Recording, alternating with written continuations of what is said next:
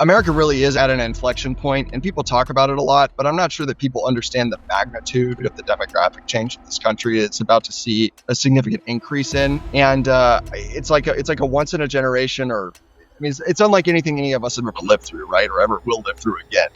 And it has huge societal and investment implications. In order to keep pace with projected demand growth over the next 5 years, which is not a lot of time, development needs to be 3.5 times higher than its current pace, just to make sure that there are enough units to house these people who need these services. This development is not going to happen. There's just no way we're going to hit that threshold. It's not going to hit it. The real crisis that the industry faces is not that providers are extortionate and overcharging people. It's that there aren't going to be enough units in the country. Like, we are going to wind up with the shortage. And I think for the first time in a very long time, providers are going to be faced with the decision, which is, my building is 100% full and I'm running at a 30% margin. What do I hike rates as much as I can? Cory Wake, welcome to our podcast. Thank you. Glad to be here. You're a CFA, which stands for Chartered Financial Analyst. It's a globally recognized professional designation, and you are a co-founder of Silverwave Capital. Can you tell us what exactly is Silverwave Capital? Sure. So Silverwave Capital is a private investment firm investing in a singular commercial real estate asset class, which is senior housing. We're predominantly focused on independent living, assisted living, and memory care communities for the elderly. And I'm happy to dig into those details at some point whenever you'd like to have that conversation. But we partner with operators who run the day-to-day operations. We raise the capital, and then we asset manage throughout the investment cycle. That's our business. Interesting. And you're in California, right?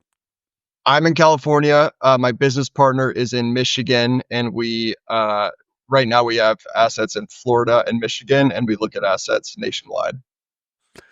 So how in the world, I'm excited to talk about this topic. I know your uncle, John Wake, was the one that connected us. And he said, you got to get Cory on the show because a lot of what we're talking about is the housing crisis that we have in America. And a lot of the, I'll say, baby boomers and Gen Xers are, a big part of who's holding that asset, of the housing, the single family housing market, especially. And we know that inventory is tight and a lot of people have refinanced. They're under 4% interest rates on their mortgages if they have a mortgage. But we also know that there's this is a large demographic, and specifically talking about baby boomers. And there was an article not that long ago, late last fall, that was published that was titled something like The Wave of Baby Boomers. And the whole article was wrapped around, over the next 5 years, maybe up to 30 million baby boomers will be downsizing and maybe going somewhere. You obviously have chose to get in this, but I guess before we really dive into some of the analytics and some of your thoughts behind, because obviously you think being in this senior housing is the right place to be moving forward. But I'm just kind of curious, how did you pick being in the business of serving the aging community? You're a young guy, and, so I'm just kind of curious, did you grow up with some type of background in this type of industry, or just fill us in on that? Yeah, I didn't really choose the industry. The industry chose me, to be honest. So the backstory is that my first job out of college, I was working this consulting and valuation job that I did not find to be particularly engaging or rewarding. And I started studying for the CFA designation at that time as just a way to kind of, make progress and try to find a way out. And knew that I wanted to get into business more broadly. At the time I was just sort of creating reports, just doing the same thing over and over and over again. And I got a job offer kind of out of nowhere. This small not-for-profit owner-operator in Michigan called American Eagle Life Care Corporation that had 6 buildings at the time and had just signed a purchase contract to acquire 16 more buildings through a bond finance transaction. It was a two-person company, and there was the founder CEO and then the president of that company, who was a younger guy in his 30s. He was leaving to go scale a multifamily private equity fund that he had started on the side. And um, I was offered to come in and basically be his trainee for 6 months before he left, and then to take his job. I mean, I wasn't the president, but I was the sort of the number two at that company. And I immediately took the job because I didn't know a thing about senior housing, but it was a small business that was doing deals, deploying capital. I was working with lawyers, working with bankers, having to make decisions, and just getting exposure to sort of every corner of running a business and doing transactions. And so I felt that it was a significant step forward in my career, and I took the job like that. And then I spent almost 7 years at that company and built a bunch of relationships with brokers and operators. And it's a very, very small industry. Everybody in senior housing will tell you it's a small industry. Everybody knows everybody. And so 7 years later, almost 7 years later, when I finally felt ready to venture out on my own, senior housing is where I had the relationships. And on top of that, this industry that I had sort of just chanced into, uh, happened to be it ended up being really good luck because the fundamentals are amazing. The outlook is amazing from a returns perspective, from a macroeconomic and demographics perspective. And I had no reason to go into a different industry, and I stuck with it. So, what have you learned about growing old? I've learned it's hard. There's that's a loaded question, and I could take it so many different directions. But I mean, the decision to move into a senior housing community, to leave your home that most folks have lived in for decades, and they've raised children there, and they have countless memories and just emotional attachment to their homes. The decision to move into a senior living facility often comes uh, it's often a very emotionally charged decision, and it's not a decision that people want to make. There's a very an often cited AARP study that was released, I think 5 or 7 years ago, that showed that I believe the number was 75% of seniors in America state that they would prefer to age at their home until death. And the reason that people move out is because a lot of people move out because they just want to downsize and they want to make a change. And so that does happen. But much more often, people move out because they move into a congregate care setting because they have to. It's a needs based decision. And they don't have family members who can be 24/7 caregivers. Home health can be more expensive depending on the severity of your care needs and whether or not you need care around the clock. And so it's a needs based decision that is something that folks often really struggle with.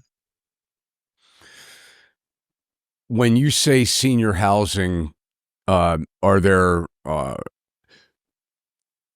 different phases of? Can you break that down? I mean, I think of a lot of senior housing. I mean, you talk about AARP. I believe the age is 55 for them, to where you become a senior citizen.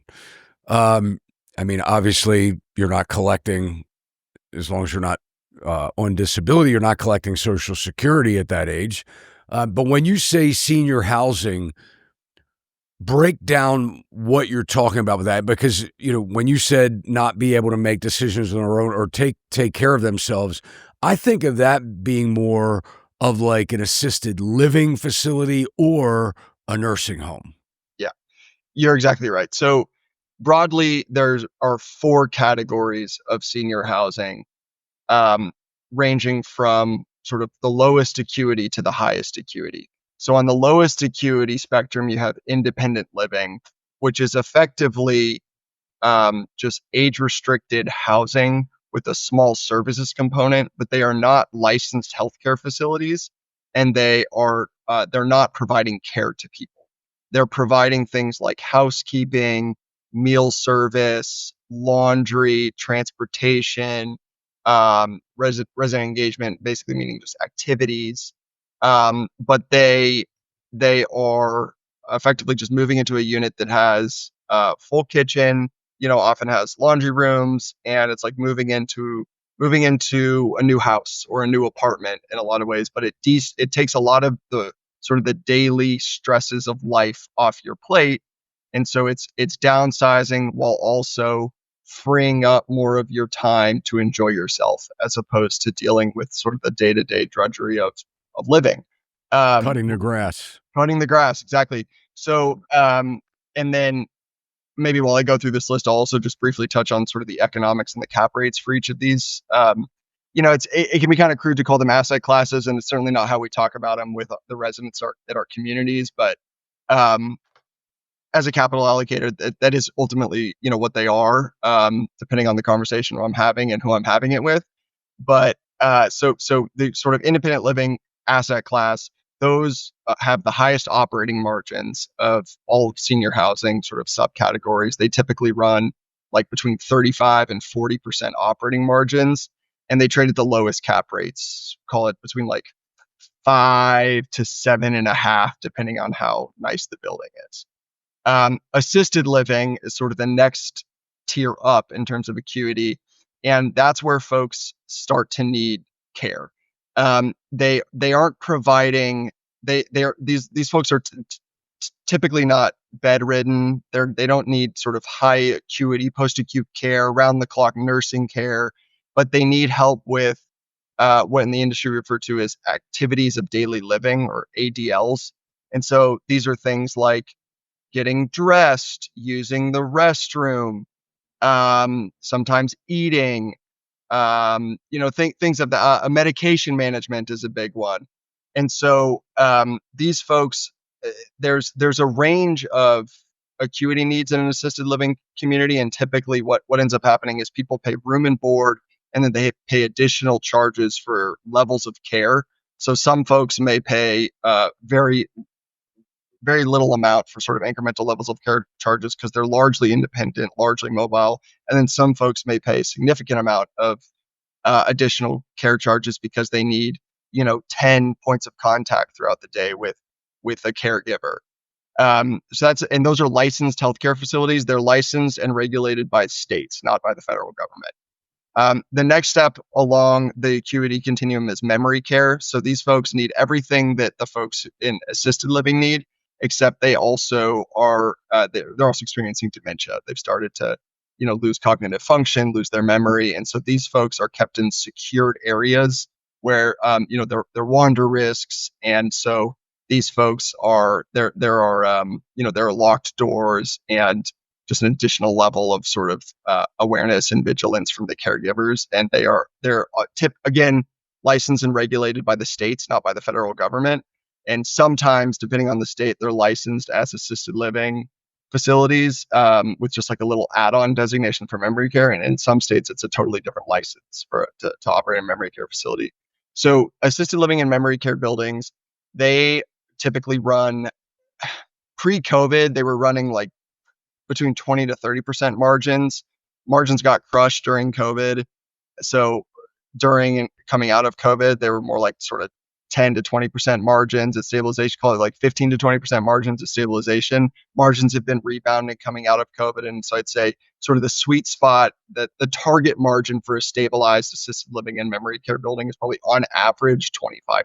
30% is like fantastic.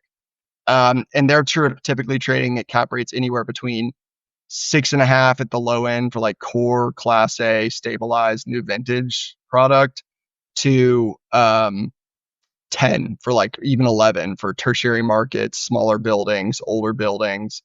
And those cap rates are all sort of post-COVID cap rates. I'd say they were lower by like up to like 1.5 on each end of the spectrum prior to 2019. There's a lot of money in it. There is.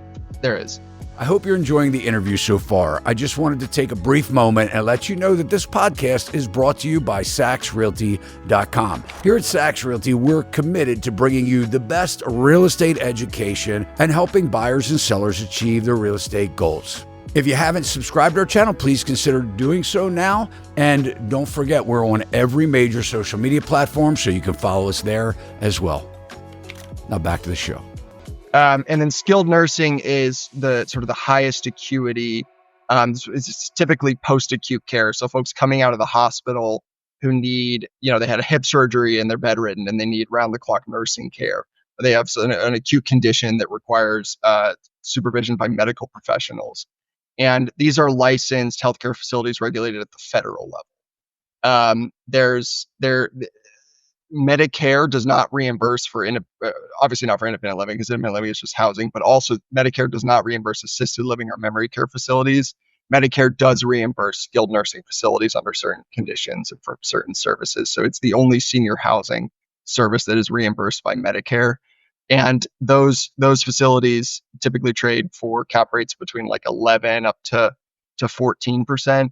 And so really what you see is basically the lower acuity, the less regulated and the less staffing intensive it is, the lower the cap rate. So cap rates just kind of climb as the acuity climbs. Yeah.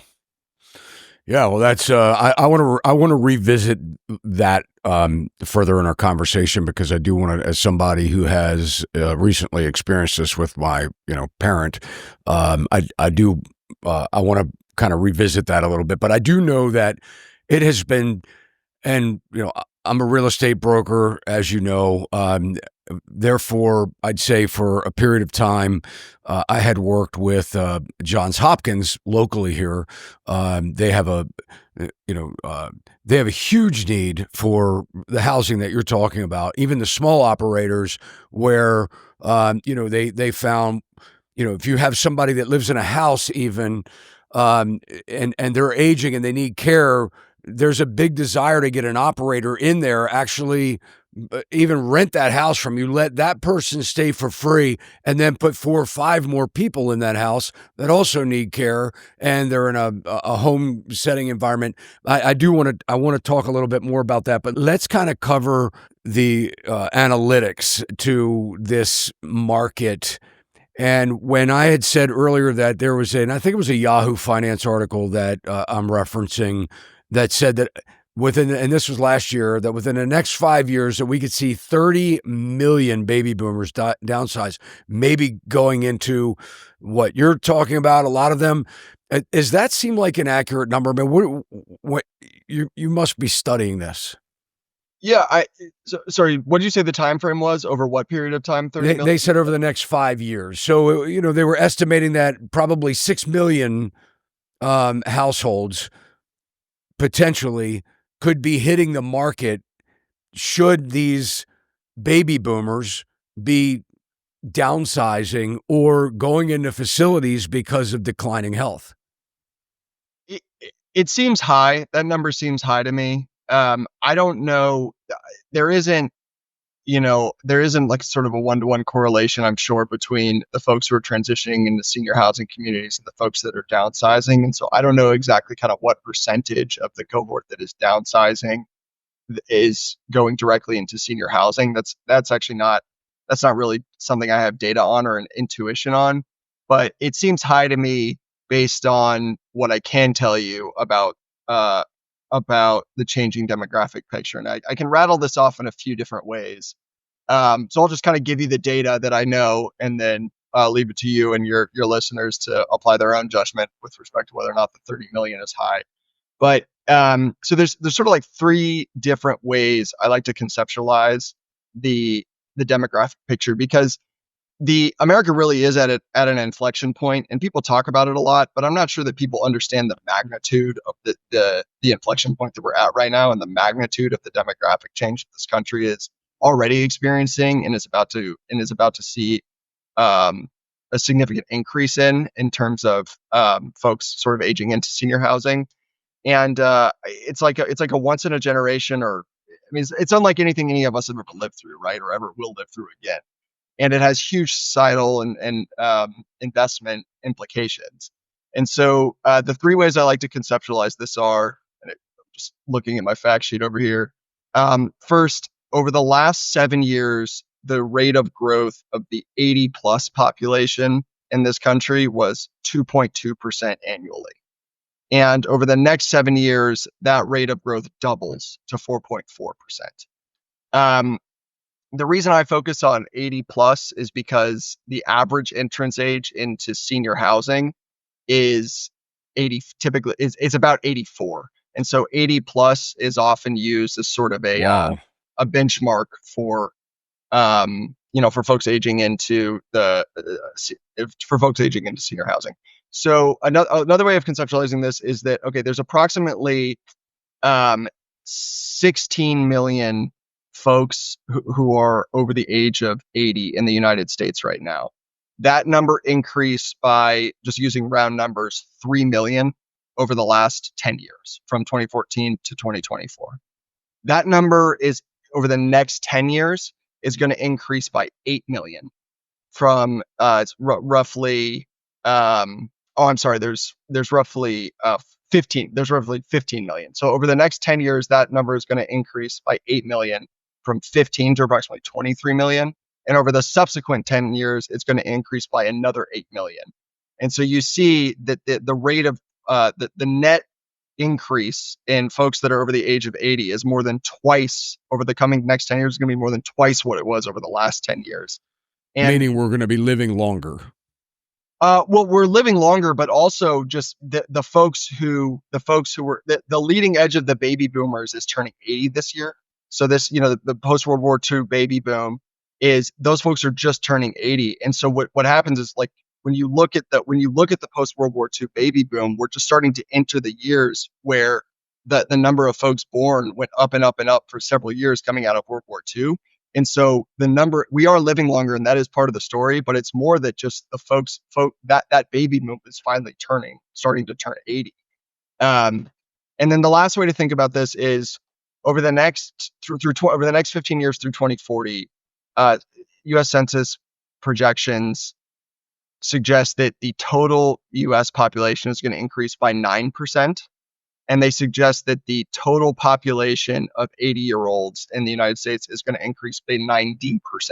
And so it doesn't directly answer your question with respect to the 30 million folks aging out over the next 5 years, but it does highlight the fact that we are at sort of this inflection point with respect to America's aging population. I think, Cory, and I think what it does say, though, is that up until you're into your 80s, what you're saying is that people are able to function and live on their own. So we're seeing more 80-year-olds or 80-somethings actually still in the house, where maybe that wouldn't have been the case 30 or 40 years ago, when life expectancy wasn't as high.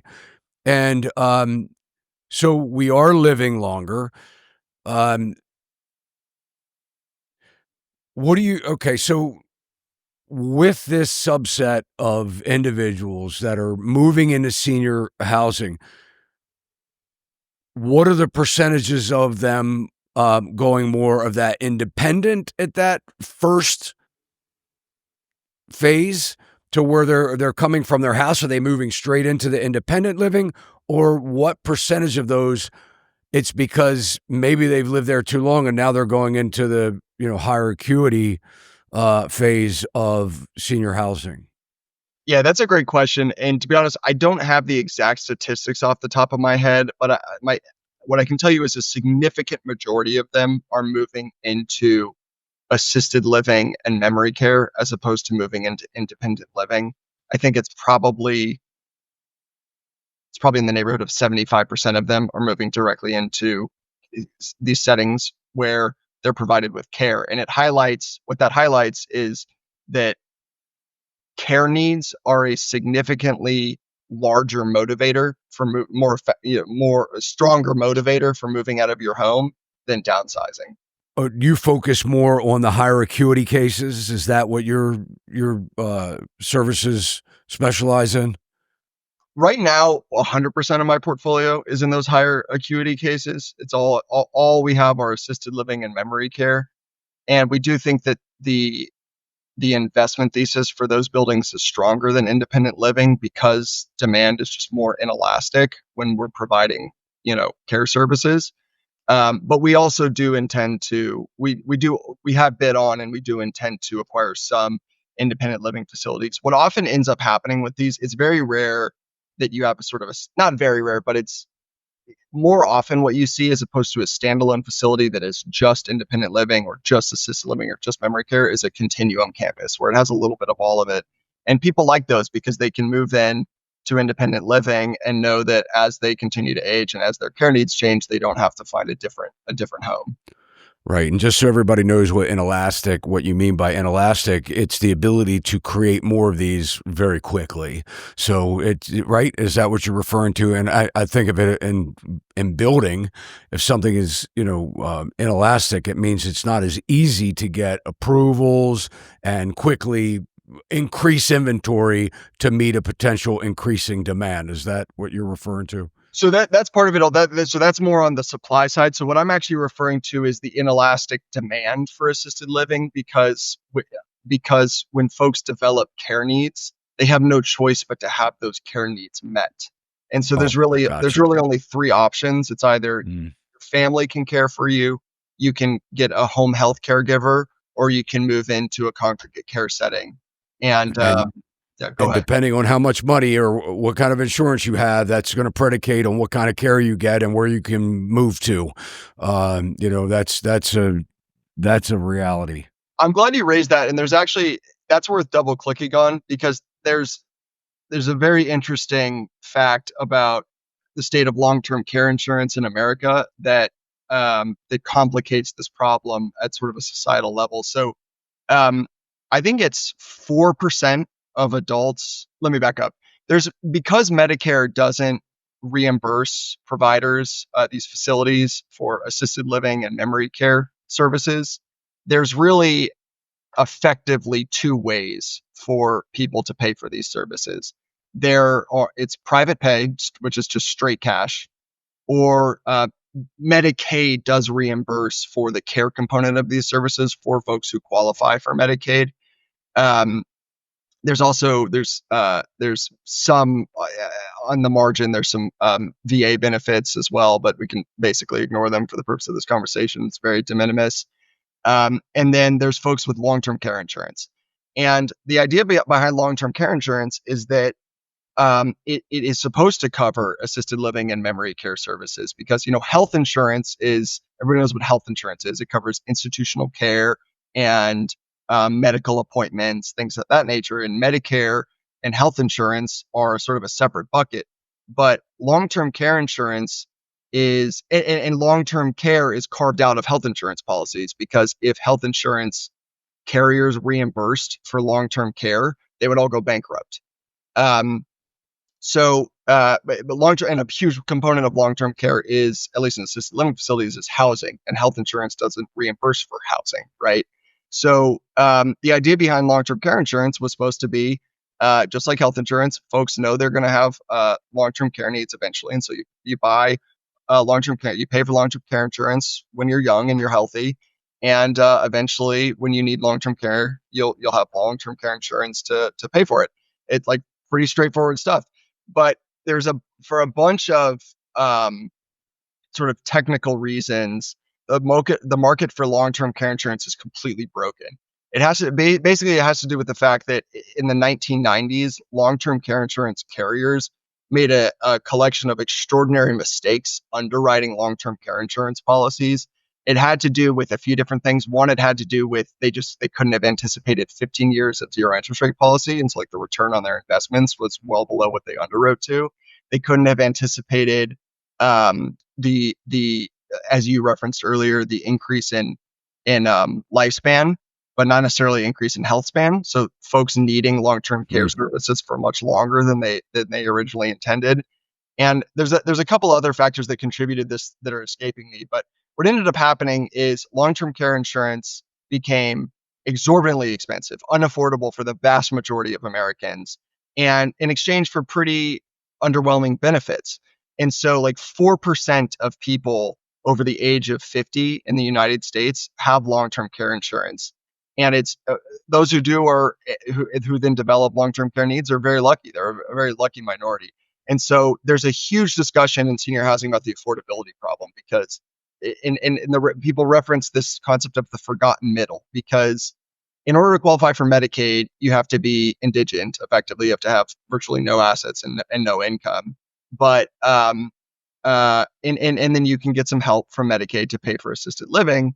But assisted living is very, very expensive, and it's not because assisted living providers are greedy. It's because it's a very expensive service to provide, and so it's therefore a very expensive service to receive, and which I think is just evidenced by But you also said it's high profit. well, but I don't think 20 to 30% margins are not that high, right? Like the hospital margins are often 20%, and it's a very low margin by when you view it as sort of like a commercial real estate asset class, which is, I mean, it's basically not. It's an operating business. So I would say I would not call assisted living a deeply profitable business. I think that But you put on top of those the cap rates of the investors that are investing in these facilities too, and you're saying that they're north of 10%. So it's a lot of the costs that are baked in for the facility, to make 25, 30% or whatever, which, by the way, I mean, is a decent margin. I mean, I've been a contractor and a builder for 35 years. I mean, I would love to have 25% margins, 30% margins on a year over year basis. Very hard. I mean, that doesn't happen, but and I guess if you're depending on whether you're looking at, gross or net as well. So are you talking about when 25% margins, is that net after everything at the end of the year on your tax return? no, that's operating margin. Okay, so operating margin. So then you have your right. Okay, so that would make sense. Yeah, you would want that. So just to clarify, so that I can be fair about it. And I'm not saying that people aren't entitled to make money in business. I'm just trying to wrap my head around the money, I guess. I don't want to go back. I don't finish what you were saying. I do want to come back to this, but go ahead with what you were saying. Let's I'll finish my point, which I'm basically done with, and then let's dive right into this, because I think it's an important conversation and it's something we encounter a lot. And so I want to have that conversation for sure. So just to finish the previous thought, there's a big focus on sort of what people call the forgotten middle, which is people who they don't qualify for Medicaid, but they also, they only have sufficient assets to cover, call it like 2 or 3 years of private pay funds and assisted living. And so there's a real focus right now. The industry it is a very service oriented industry, and people are very focused on how do we come up with operating models that folks who are not rich and don't have a ton of assets that they could spend down forever and would like to leave something behind for their children, but don't qualify for Medicaid, can still get the care that they need. And I think that we can get it. There's some good things happening on that front that we can get into, but maybe I'll put a pin in that and come back to your point about sort of profitability and the tension between people earning a return on their capital and providing a needs-based service that is like really societally important, because it's a big, I mean, yeah, it's a big conversation that our industry has. So yeah, well, I think that the part of, I guess, the frustration is that well, for one, where you said let's put a pin in it. I mean, my experience is the assisted living facilities or the nursing care facilities, they want everything. I mean, they basically want it all. They want you to turn over your house to them, whatever you have. I mean, they go back and they dive in, and of course, and what I found. So let me just ask you, because somebody just told me this recently, and I want to get your opinion on it. What's the average time frame that someone spends in a high care environment, such as an assisted living or a nursing facility? What's the average time that someone lives in one of those facilities? Yeah, good question. So the average length of stay for an assisted living or memory care building is, I believe, 21 months. It might be a little bit higher than that, but it's in the neighborhood of 2 years. Yeah. Skilled nursing, it really depends. There are sort of two different types of care provided at skilled nursing. There's post-acute care after a hospital stay, where the idea is just you're not ready to leave a care setting, but you're not ready to go home. And so you're there for sort of a transitional period. And that's usually on the order of like weeks and months, not years. And then there's sort of long-term care, which Medicare does not reimburse for, incidentally. And those are, it's private pay, long-term care insurance, Medicaid, like we discussed earlier. And the length of stay there is significantly longer, on the order of, years. But I don't actually know that statistic off the top of my head Yeah. with respect to skilled nursing. The somebody had said recently, I also know someone who is dealing with this with their spouse right now. Yeah. And a client of mine, and they had said that they were told by the insurance company the average in the nursing care is 2 years, that they live an expected 2 years once they enter that type of facility. And then also in hearing a lot of the frustration, well, this is all the insurance in that, and they in particularly in this situation, they have long-term care insurance, and they're only covering up to 2 years, I think is what the conversation was. And then beyond that, they're now assessing what assets do you have, because we need to know that coming in. We know you have, long-term care for 2 years, and that's it. And I think that's how the conversation came up. Well, why is it only 2 years? And the insurance provider said, well, because that's the average lifespan of somebody going into one of these facilities. Is that, would it be right of the assisted living facility to demand, knowing that you have long-term care, to know what other assets you have in cash or liquidable assets prior to accepting somebody in the facility? Yeah. So I think this whole conversation is just complicated by the fact that it's such an emotional experience, right? It's such an emotional experience moving your adult parent into your housing community. It's frustrating. It's exhausting knowing how much it costs. It's scary knowing how much it costs.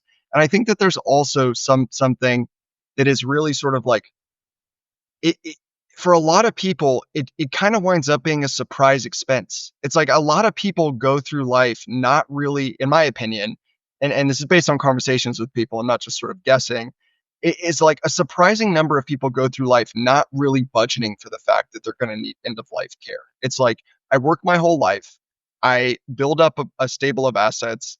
The average American, whatever it is, 70%, 80% of their net worth is in their home.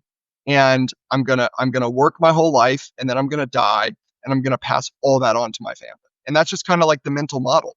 And what ends up happening is a lot of people wind up needing end of life care that is really, really expensive. And they especially middle class people end up spending a significant amount of their net worth on end of life care. And it just kind of hits people over the head. And they didn't anticipate it. Their family didn't anticipate it. People didn't know how expensive it was, or they didn't really ever face the music. That's pejorative. They didn't really ever. They sort of assumed that they would be an exception. It's like, some significant percentage of people end up needing end of life care, wind up needing end of life care, but they won't. They've made healthy decisions, and they're not going to need this end of life care. And so I say all that. I'm going to come back to your question, but I say all that to just sort of address the fact that it's a very emotional experience, and it's a surprise for a lot of people how expensive it is. And I think that there's this, because of that set of circumstances, there's this perception that assisted living facilities are just sort of like, cold-blooded capitalist cash grabbers who are sucking people's net assets and life's work away from them so that they can't leave anything behind to their families. And what I would say is a few things. One is, like, there are bad actors in every industry, and assisted living and memory care is no different. And there are bad headlines, and the industry gets bad publicity, and sometimes for very good reason. You hear about gross things that happen. And Cory, I don't mean to interrupt, but I just want to say this.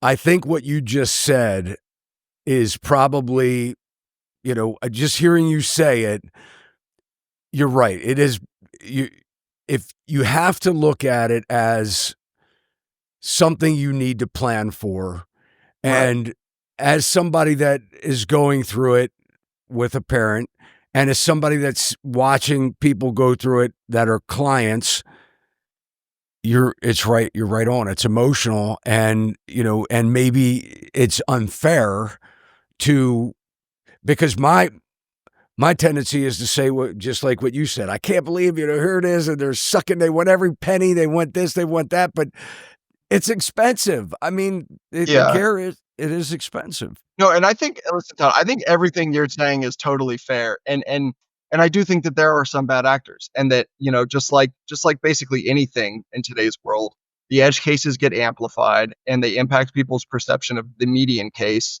and it's very very bad for the public's perception of the industry. But what I will tell you is on the capital side and on the most important thing for any assisted living facility is the group that's operating the facility, the operating companies. And that's not me. We partner with operators who are actually providing the care, making the staffing decisions, dealing with the residents and the residents' families. And operators, by and large, vast majority of operators are sincerely service oriented people. Like they truly believe that it's an important service. They truly have like a service oriented mentality where they're providing people with like dignity and respect and peace of mind and quality of life at the end of their lives.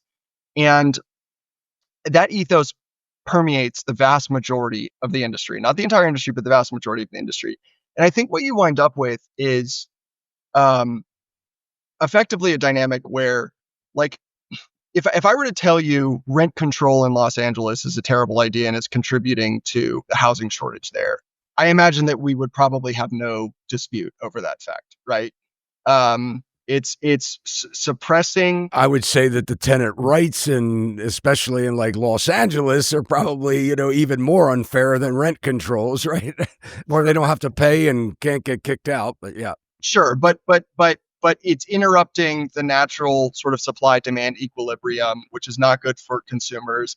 And because of rent control, capital can't earn a return on its investments that it could in other markets, and so they don't build into those markets, and that contributes to supply shortages. Is that fair? absolutely. So the thing is um, I think what we touched on earlier is very, very key distinction. I am not saying that profit margins in senior living are 20 or 30%. EBITDA margins are 20 to 30%, but then you have capital expenditures, you have debt service, and so profit margins are significantly lower than 20 to What 30%. would you say they are on average? It's super logical. Next question. I think a facility that's humming, I mean, certainly less than 10%, single digits. I bet often less than 5%.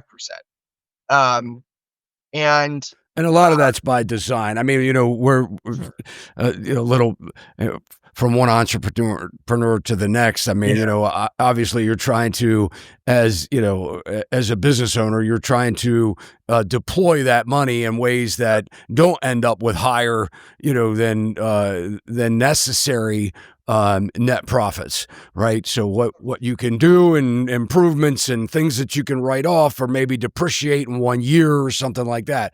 So fair. but yeah, 100%. And I'm not going to sit here and like we're a private investment firm. Our goal is to make money.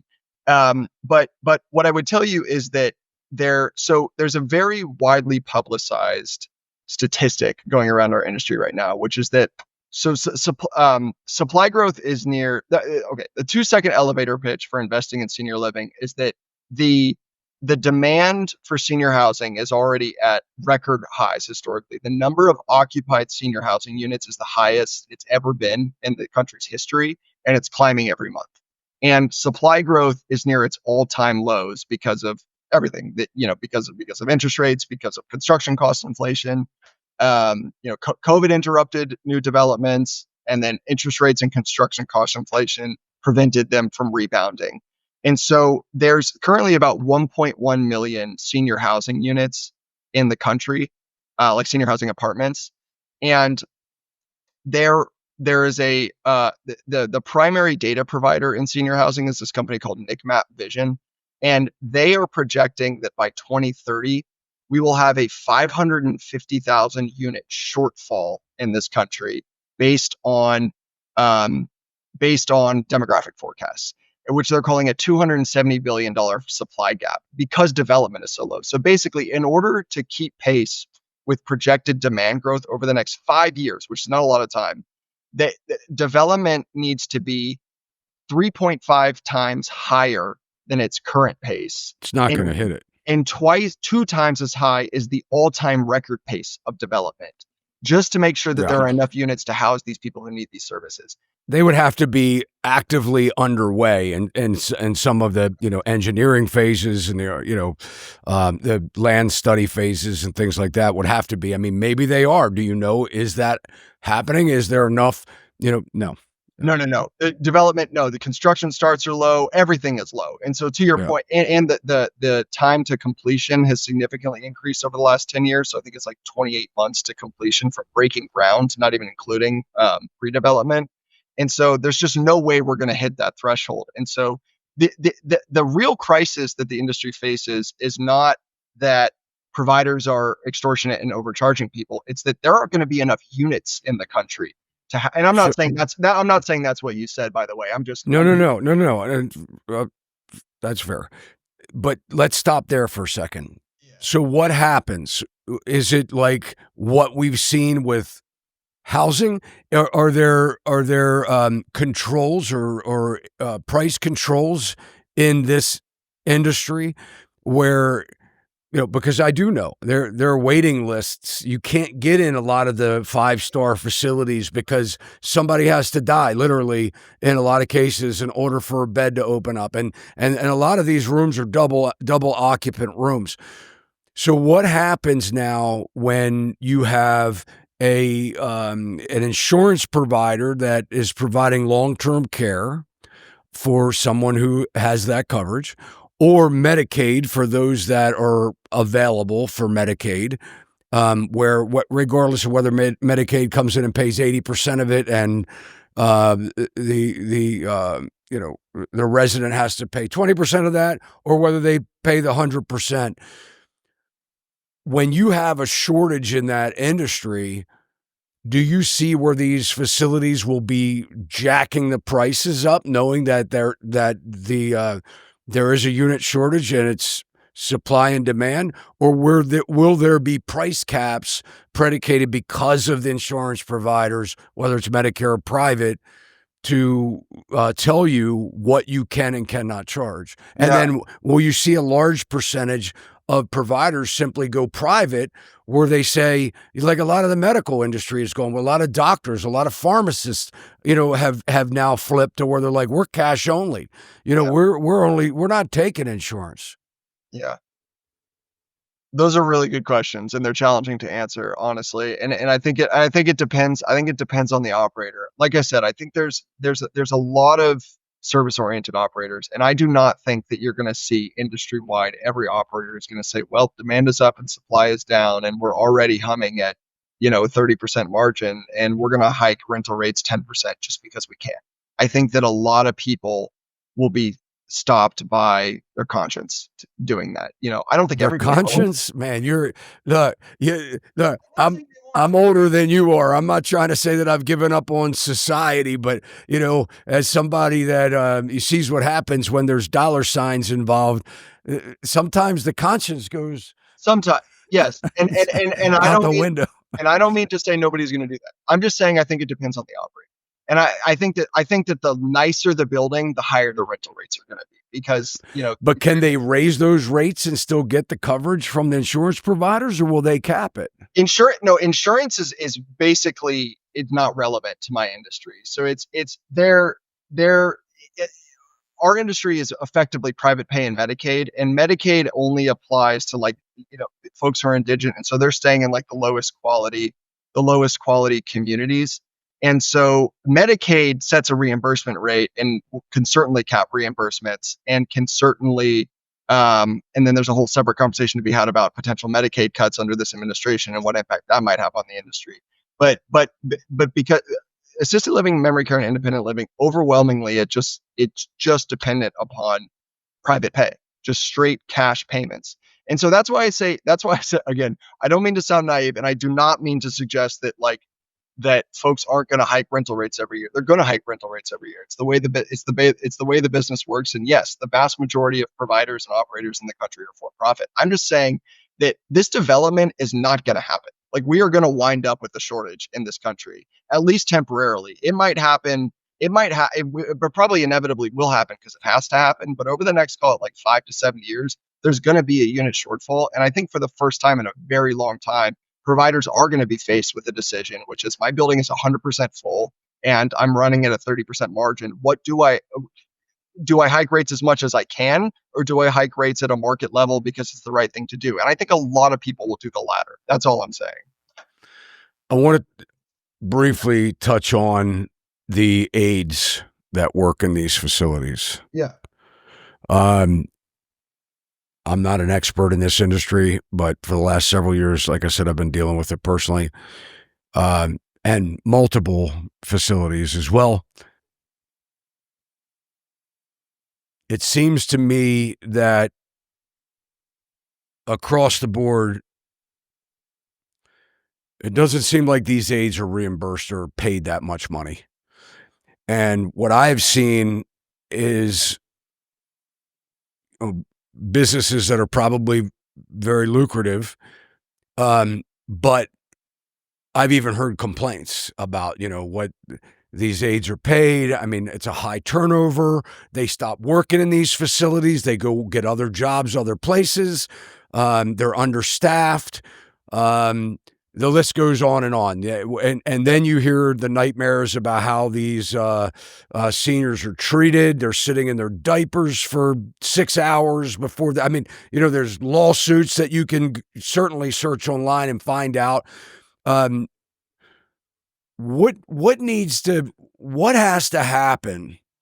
Because a lot of people, even in high paid care, in a very expensive facility, you're dealing with a lot of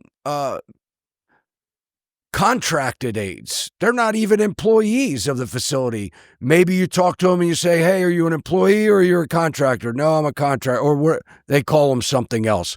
You probably know what the term is, but you typically would see that on holidays and stuff like that. But now you're seeing it like more broad spread.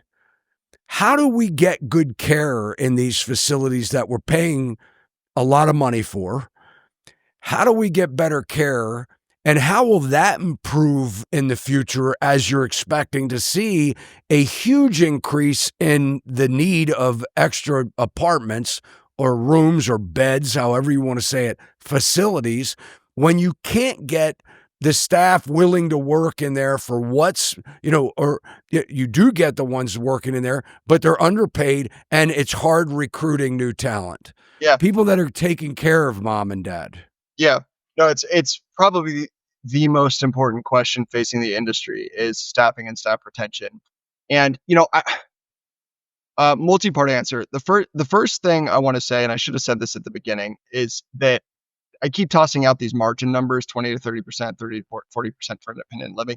That's for the communities that are humming. That's for the communities that are performing well. There is a tremendous amount of distress in this industry, particularly coming out of COVID, but even prior to COVID. There are a lot of facilities that are losing money and that have been funding losses for a very long time and that are selling as money losers at sort of deep discounts to previous valuations, which incidentally is a part of the solution to the affordability problem, because when people acquire at lower bases, they can charge lower rents.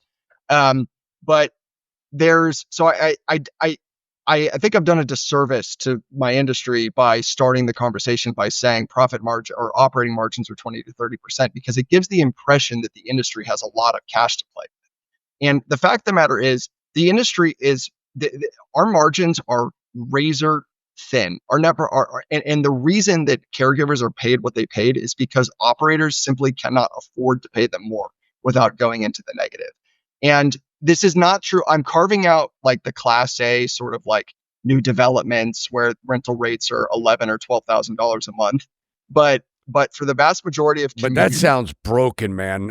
So what you're saying is that you're in an industry that can't afford to pay their staff. Yes, exactly. And the whole industry laments it because why, if I'm a a blue collar worker living in, a secondary or tertiary market, why am I going to go work at a senior living community and make $18 an hour when I can go work at a coffee shop and make $18 an hour? Why am I going to go change adult diapers for the same amount of money that I can grind coffee beans?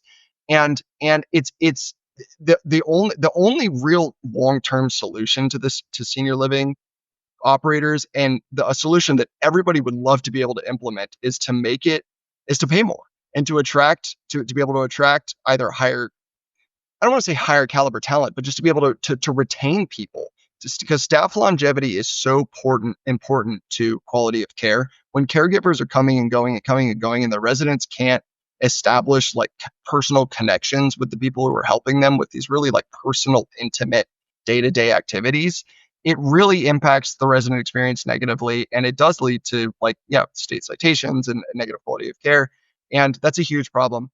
Um, what I will tell you is that really the only solution in the long run is for facilities to be able to pay and I say to be able to pay more, not to decide to pay more, because it really is a function of constraint, not decision. To be able to pay caregivers more, profit margins have to expand. For profit margins to expand, rental rates have to grow. And so this is why, this is why the industry always feels like it's such a catch-22, because people have the experience that you had, and they know, and it's very frustrating, and they feel like the operators they're trying to claw every cent that they can. But at the same time, operators struggle to pay caregivers wages that make them want to stick around.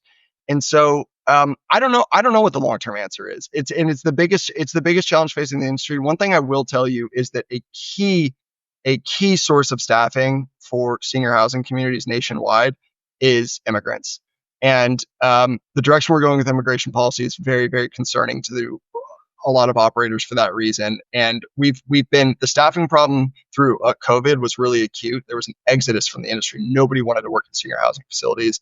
What you end up doing when people leave is you bring in these professional staffing agencies where you have to pay them to work these short-term shifts. They have no personal connections with any of the residents. They cost twice as much. It slaughters your margins. And there was a really heavy, so it's a dirty word in this industry, agency, contract labor, and people. That's what it is, the agency. Thank you. I should know that because the agency in the real estate business, but I couldn't think of because a lot of times they'd say, "Are you staff?" And they'd say, "No, we're agency." And I tell you, I think what I don't see. Cory, I don't know what it would take for this to get better, because we have insurance companies that want to pay less. They want to throw you out of the hospital regardless of whether, I've even been down that road where you have to argue and fight to get, to have someone stay for the, Medicare to even pay, because soon as somebody says, you don't belong here anymore, we want to put, because they have these guidelines. It's like, that's ridiculous. And, so I've been head to head with that before with Medicare and won. And, and then just to watch it, and I'm going, okay, well, if this demand is increasing, what is the answer for these folks? Because it's clearly not just having long-term care. That's not solving the staffing problem of, okay, you have an insurance policy that's going to permit you to be in this place for 24 months, right? Fully covered or whatever it is, but your care is going to suck. There's a chance that it will. And, what's the fix on that? I guess that's, you say you don't know what the fix is. I mean, maybe that's an area where you guys can work on. You say that staffing or agencies, more expensive. I mean, maybe that's something you can work into your service. I don't know your business model, but I mean, I understand you're raising money to provide funding for these facilities, these operators, but maybe there's a way of doing that you can do a service to make sure that those facilities that you guys are providing funding to is providing the best possible staff. Yeah.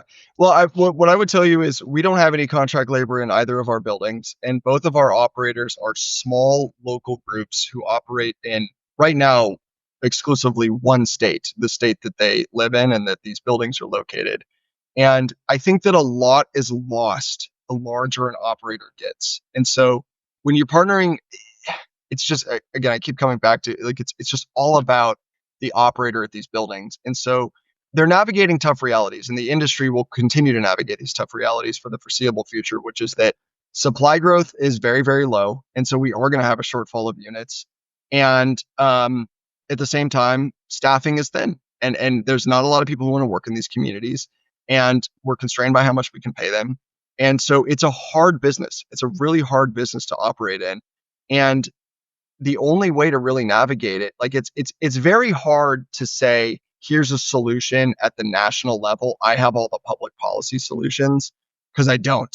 But what I do have is experience showing me that by partnering, that at our facilities with what we can control, when we partner with local operators who are very focused and they have deep ties throughout the community, they have recruitment pipelines and they have connections with the local hospitals.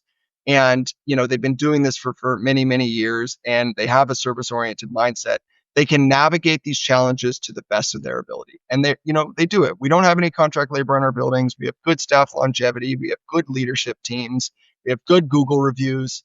And, our operators are doing their best, and that's really all they can do, and that's really all we can do. I think like, if you put a gun to my head and you said, what are the public policy solutions?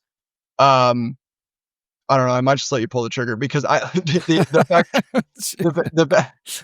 the matter. The fact of the matter, I don't have any. That's right. I don't have any. The fact of the matter is, like, I would say, well, the federal government has to get involved in subsidizing this care. Like, Medicare has to reimburse for assisted living and memory care.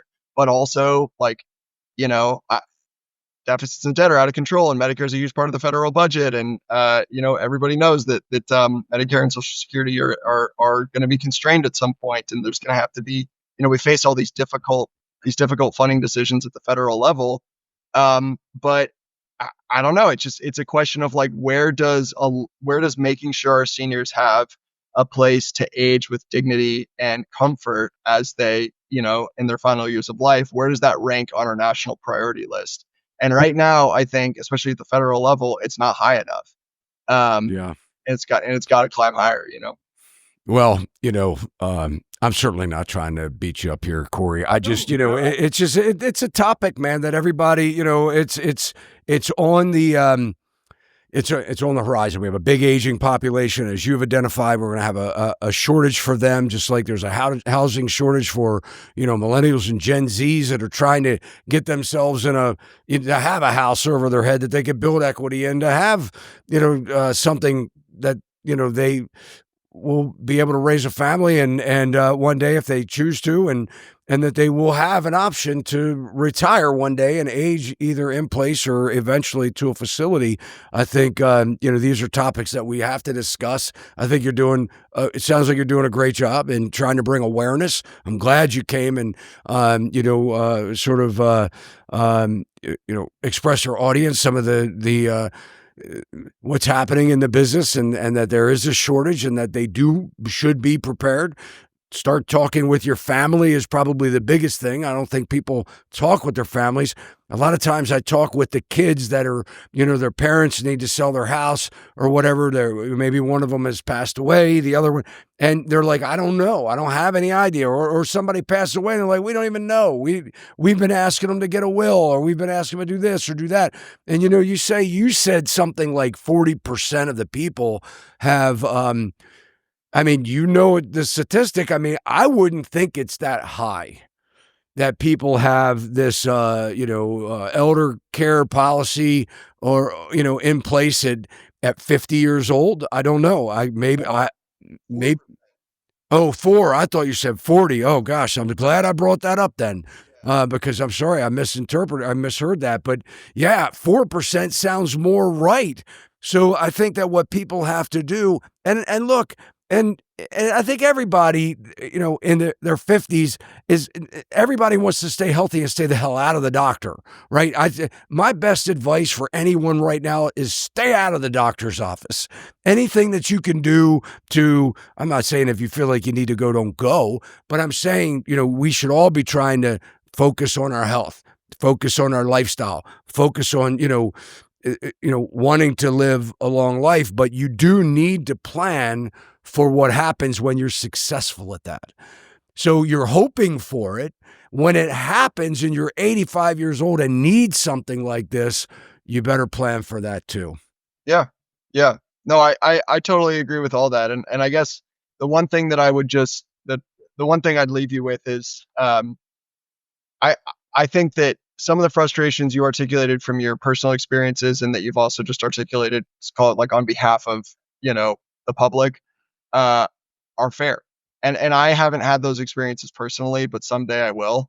And I think it's totally incumbent upon senior housing operators and capital groups like myself to figure out the right way to navigate the tension between the fact that, we have this massive supply gap, right? And the only way we're going to solve that problem, which is in and of itself going to be a huge societal problem, and the only way we're going to solve that problem is for a flood of capital to come into the industry and spur new development. And the only way that's going to happen is if capital can earn a return on its investment, right? And so it's no different than any 100%. other industry. However, it's also the quote unquote product, the service that we're offering is way more emotionally charged than your average business. I mean, it's at the high end with respect to how emotionally difficult it is for people to navigate. And you can't just approach it like it's transactional, right? There is a way to do it thoughtfully, and there is a way to be tacky about it. And I think you can navigate the realities that I've articulated here while also being really thoughtful and empathetic towards the challenges, both like emotional and physical challenges that both the residents and their family members, or prospective residents and their family members, are going through at the moment that you're talking with them about becoming a resident. And Cory, I'll add this, and this is a plug for you, and I'm not getting paid to do it. I mean, you're coming on the show. I've asked you to come on the show to talk about this, but you're in the business for investors to invest in this. Maybe one of the ways that people can get involved in learning is investing in the actual industry, right? So, I mean, I could see where, hey, look, if you invest in the industry, and they can contact you to do that, we'll publish all of your information in the show notes below. Reach out to Cory and see if it's something you're interested in. But maybe that's also a way of learning more about it.